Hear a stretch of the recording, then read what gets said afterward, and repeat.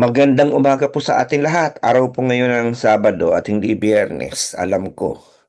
Kasi kahapon po ay marami po tayong ginawa. Umagang-umaga meron pong graduation or actually holding at recognition ng graduate school ng UPLB at kailangan pong naandun ako sapagkat meron po tayong pinag-graduate. Na-advise ko ang kauna-unahang graduate ng PhD sa Environmental Diplomacy and Negotiations. So, busy tayo ngayon. Actually, ngayong hapon, mamaya graduation din ng UPLB. Alam mo naman dito sa UPLB, tatlong beses na merong seremonya. Yung una, yung tungkol sa kolehiyo nyo, sa school. Pangalawa, sa graduate school. At ikatlo, mamaya, yung lahat na.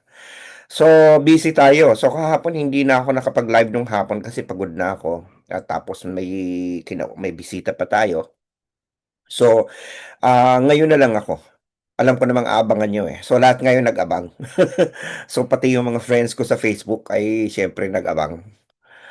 Mabuti na rin yung minsan kayo ay nami-miss niyo ako. So, muli, ito na naman po si Professor Tonton Contreras, isa na namang live dito sa Facebook para sa mga friends ko.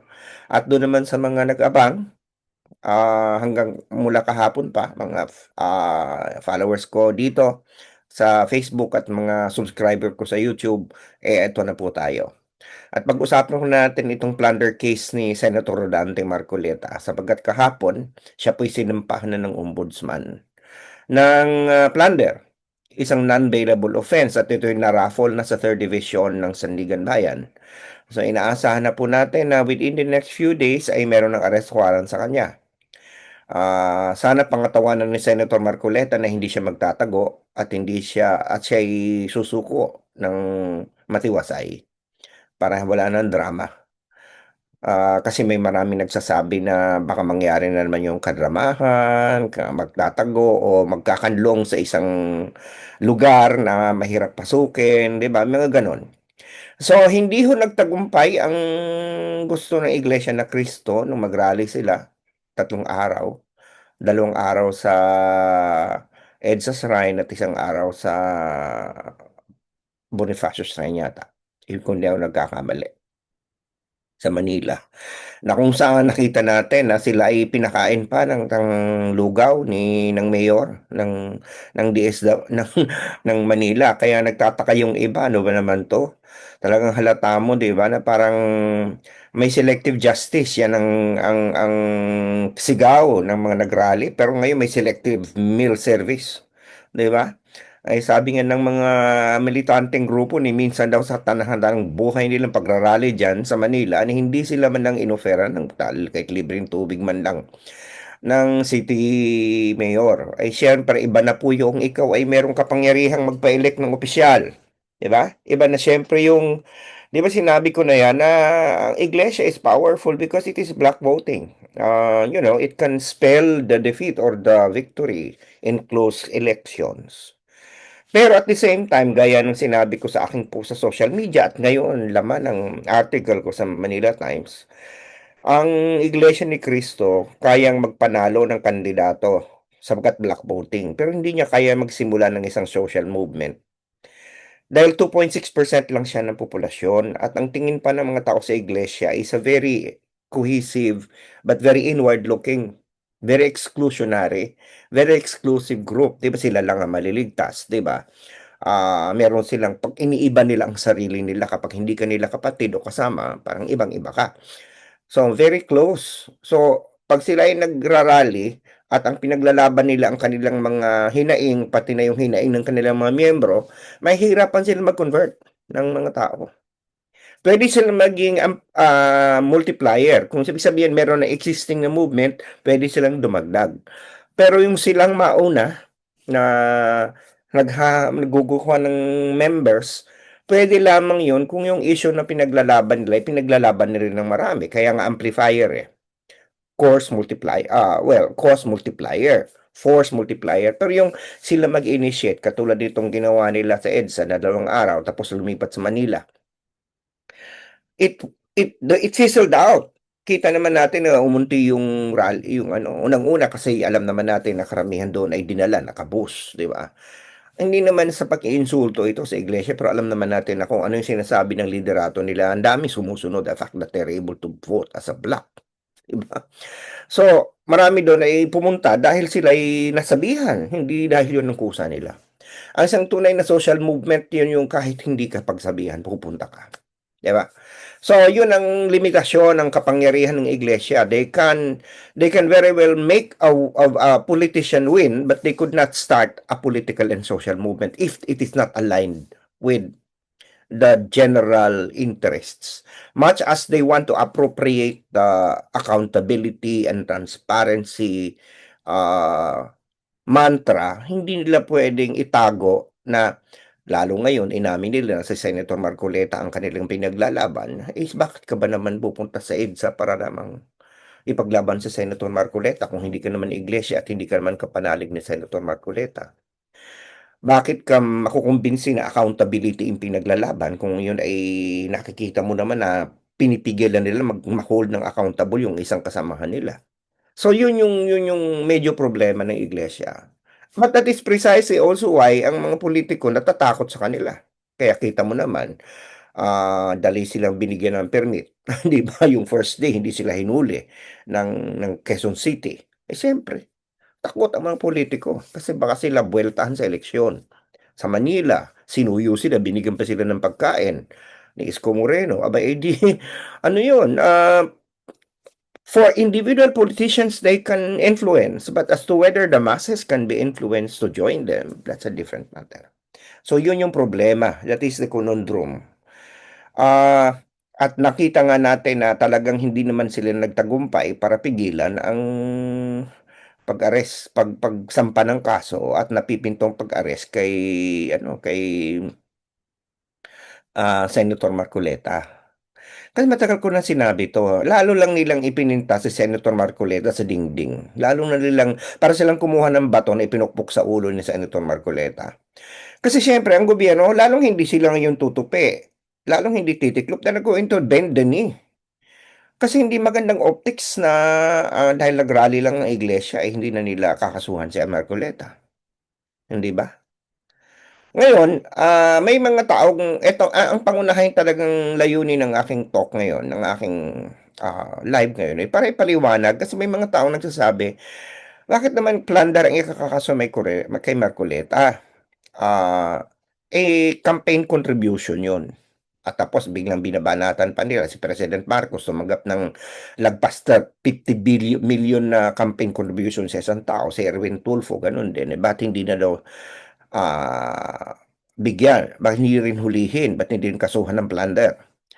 Nalilito ang tao eh. Alam mo yung mga diehard Duterte supporter na nagpapalabas ng ganito, maawa naman kayo sa inyong mga ordinaryong mamamayang mga tagapanalig kasi niluloko nyo. Dinadala nyo sa isang sitwasyon na naniniwala sila sa isang bagay na walang basehan. Nakalulungkot kasi alam mo, ako personally nga sa akin, kung hindi man, ang plunder mahirap mapatunayan. Mas maganda sana kung kasuhan na lang ng iba. Personally, I even criticize in one of my columns the ombudsman for like filing plunder left and right, 'di ba? Because plunder is really a strategic move. Para sa ano, binibigay mo na lahat, itodo mo na, and the way kung hindi naman na-over, at least may iba pang kasong pwedeng isampa. Kasi ang plunder is a non-bailable offense, hindi siya bailable, hindi pwedeng magpayansa ang isang tao. So yun ang sinasabi ng iba na si Marcoleta kaya daw pinaplunder para hindi na maka-bail at hindi na makasama sa impeachment hearing. O well, ganun talaga ang sitwasyon. 'Di ba? Siya lang naman kasi ang sabi ko nga sa isang radio interview, napakadaldal kasi niya. Galing din naman sa bibig niya eh.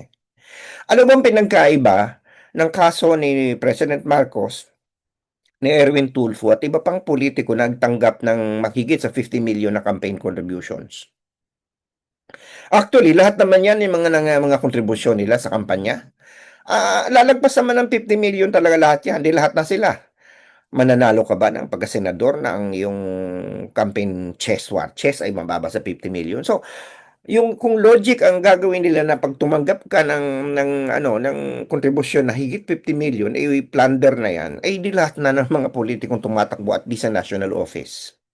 Hindi lamang si President Marcos, hindi lamang si Erwin Tulfo, at lalong hindi lamang si Senator Marcoleta.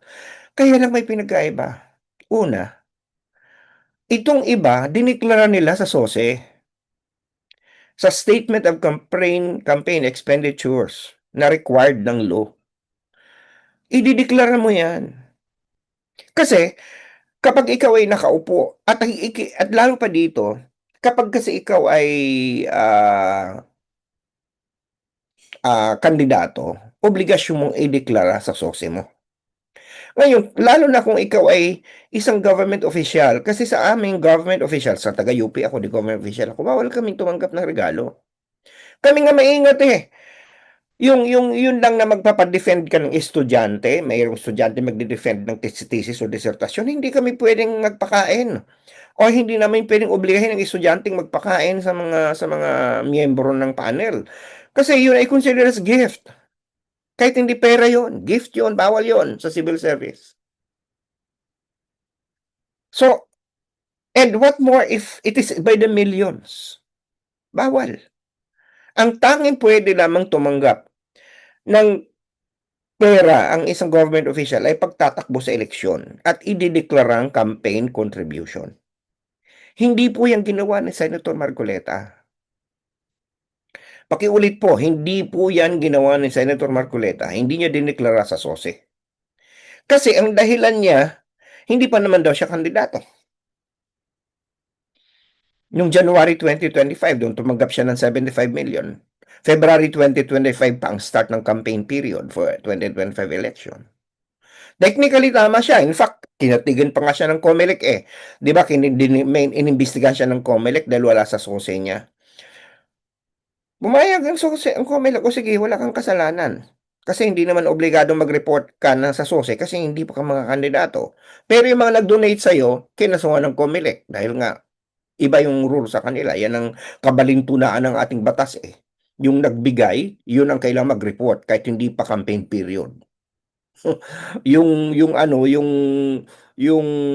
kandidato, nakakandidato, porque hindi pa campaign period, kahit yung tinanggap niya pangampanya, hindi obligado mag-report. Well, that's the loophole of the law. Nagpalusot si Senator Marcoleta, nakalusot siya sa COMELEC. Ang problema, dahil ito'y perang 75 million, ito ngayon tinanggap niya bilang isang government official. And nakalagay sa plunder law na gifts are not allowed. If you are a government official, you should not be receiving gifts of that magnitude pa. Di ba inuulit ko, kami nga, hindi kami pwedeng tumanggap ng regalo galing sa kanino man. At kung donasyon yan, ano pa yan, report mo pa yan. Hindi kami pwedeng tumanggap ng mga pagkain. Kasi bawal yan. Actually, it's considered bribery. Kahit not in exchange of any service. Pag binigyan at tumanggap ka, patay ka. So, ginawa yan ni Senator Marcoleta. At ang mas nakaka-tragic dito sa kanya, hindi niya dineklara sa SALN. Kasi syempre, kung mayroong magbigay sa'yo ng 75 million, hindi mo pangampanya sa SOSE, di perang binigay yun sa'yo.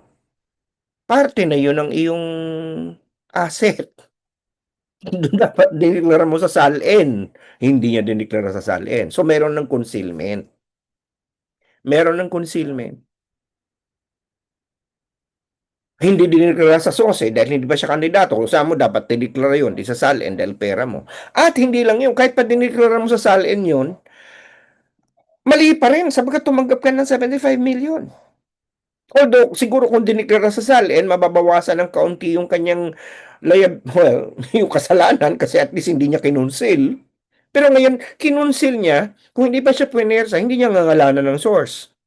Nakasama para si Mike Defensor at dalawa pang tao. In a period of 4 days, ang tanong lang dito, common sense. Senator Marcoleta, para ano at bigyan ka ng milyon-milyones na pera ng tatlong tao in a period of 4 days? Di ba? Ang nakalulungkot dito kay Senator Marcoleta at dapat niyang sisihin ang sarili niya, siya mismo ang umamin nito. Siya ang nagdaldal. Una, nagpalusot siya. Hindi niya nilagay sa sose. Sabi niya, hindi pa naman ako kandidato. Hindi naman siya nakalusot sapagkat lalo pa siyang nauwi sa plunder. Hindi ba? Siguro kung failure lang to declare, yun nga lang, madidisqualify siya. Hindi na siya magiging senador. Ganun lang yun eh. Kung hindi naman declare sa SOSE may election offense yun, ang penalty doon, disqualification. At the same time, you will be barred from holding any public office. Pero at least hindi plunder. Ngayong plunder ang kinuwian niya. Maraming nagsasabi, hindi naman galing sa kaban ng bayan yun. Talaga namang hindi galing sa kaban ng bayan ng mga regalo ng mga private individuals, pero covered po yan ng plunder law. Alalahanin po ninyo si Erap Estrada, hindi ba siya tumanggap ng gift mula sa mga wedding operators before? Na, di ba na-guilty siya ng plunder ng korte? Kaya nga siya nakulong. Hindi ba? So may president, hindi po itong kauna-unahan na mga private donors ay, kaya nga ako natatawa ko dito sa mga DDS eh. Alam mo, maawa naman kayo, lalo na sa mga DDS enablers, maawa naman kayo sa inyong mga ordinaryong mamamayan na pinagluloko ninyo. Kasi alam ko, alam nyo naman na mali kayo, pero pinipilit nyo pa rin. Ang iba sa inyo, profesor pa, ng UP pa, ng Lasal. Ang iba, writer ng mga script pa, di ba? Ang iba, mga doktor pa o asawa ng doktor, pamilya, di ba? Maawa naman kayo. Hindi tama yung ginagawa ninyo na nag-enable kayo ng kasinungalingan. Kasi nasa tayo mga medyo may alam o nakakaalam, obligasyon natin na magbigay ng liwanag, ng paliwanag at pag-unawa sa mga taong maaring kulang sa resources para maka-access ng information na ganun. Pero kung kasama tayo sa nagluloko sa mga tao, masigit ang ating kasalanan.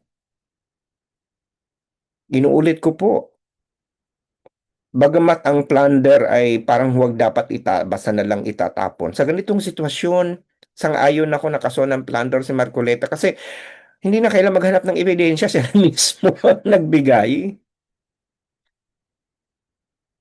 Tapos sinasabi nila, bakit kasi si Martin Romualdez, ang iba hindi pa nakakasuhan? Kasi nga, naghahanap pa ng ebidensya kasi wala naman diretsang pwedeng makapagturo agad. Eto, hindi mo na kailangan hanapan ng ebidensya. Kaya nauna, si Marcoleta ay dahil siya, ginawa niyang madali ang trabaho ng ombudsman. Pinadali niya eh. Alam nga namang, ano bang gusto niya? Sasabihin ng ombudsman, ayaw mo na selective justice. Pero sasabihin ng ombudsman, ay teka, kahit malinaw na yung ebidensya kay Senator Marcoleta, huwag muna natin siyang unahin ha. Hintayin natin bago natin mahanapan ng buta si Martin Romualdez at ang iba pang mga congressman at mga iba pang politiko. Yun ang selective justice. Kasi andyan na eh. Kanino makasalanan yung nagdadadaldal? Kanino makasalanan yung parang inihayang muna sa ombudsman ng ebidensya? Di ba? Kahit ako ganun ang gagawin ko. Eto, pinaghahanap pa kami ng ebidensya. Si Martin Romualdez, may mga nagsasabi pa. Yung mga Maleta Boys naman, ngayon lang naman nagbigay ng kanilang mga testimonies na sworn. Di ba sinabihan sila ombudsman, magbigay kayo ng individual affidavit nyo. Matitigas ang ulo, delay ng delay. Ngayon lang nagbigay. O, di ba? Ako din mismo, kung talagang si Martin Romualdez sa isang kutyan, isama nyo. Wala namang problema. Di ba? Na manahimik na itong mga to. Ang problema, ang proseso, kailangan hanapan ng ebidensya. Sabi niyo ba si Jingo Estrada, hinuli agad? Kasi nga merong isang testigo na nag-admit na talagang personal niya binigyan. O hindi ba? Ganon din si Bong Revilla. Uunahin mo siyempre yung merong malinaw na ebidensya na parang hindi ka na kailangan maghanap. Ito si si Marcoleta, bigla niyang inihayang na ng basta-basta. Natatawa ako doon sa anak niya, sabi parang flawed daw yung argumento ng kaso. Kailangan daw ipakita yung koneksyon ng pagtanggap doon sa korupsyon. Yung mismong pagtanggap po, Paulo Marcoleta, yun mismo ang korupsyon. Hindi naman importante kung yun ay galing sa masama Hindi naman sinasabing yun ay kinurakot ni ano nitong tatlong taong ito pero parang gusto mong isipin sa kaya nakakuha ng 50 million, 30 million biglaan nitong si Defensor, di ba? Parang iisipin mo, di ba? Hindi naman pinag-uusapan dito kung from a poison tree or saan gagamitin ni Nakaw. Malay mo, binili na. Yun, ang importante dito, nakalagay sa batas, gifts. Receiving gifts. Any public official receiving gifts is already mala prohibited. The act itself is prohibited. You don't have to argue that the source is from corrupt sources or it was used for corruption.